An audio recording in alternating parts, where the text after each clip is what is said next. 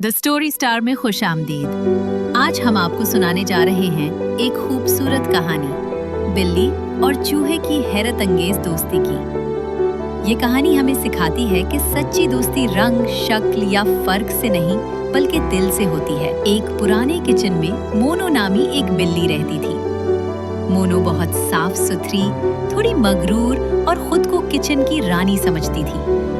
वो ज्यादा वक्त सोने और दूध पीने में गुजारती और कभी कभार चूहे ढूंढती ताकि खेल या नाश्ता बनाए। एक रात जब सब गहरी नींद में थे, एक छोटा सा चूहा चको रोटी के टुकड़े की तलाश में किचन में आया। जैसे ही वो आहिस्ता से अलमारी के नीचे गया, मोनो की आंख खुल गई। चूहा, मोनो गराई, मेरा नाश्ता बनने आया हो।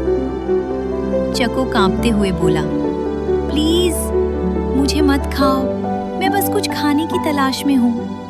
मोनो ने हैरत से पूछा, तुम बोल सकते हो? चको ने कहा, और मैं कहानियां भी सुनाता हूँ। मोनो हंस पड़ी।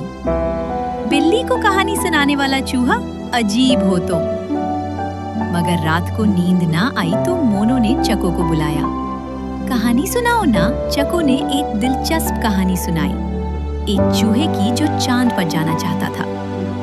मोनो वो सुनते सुनते सुकून से सो गई। सुबह मोनो की आंख खुली तो चको अभी तक वहीं बैठा था। तुम गए क्यों नहीं? मोनो ने पूछा। चको ने कहा, दोस्तों को छोड़कर जाना अच्छा नहीं लगता। ये जुमला मोनो के दिल को छू गया। उसने चको को रोटी का टुकड़ा दिया।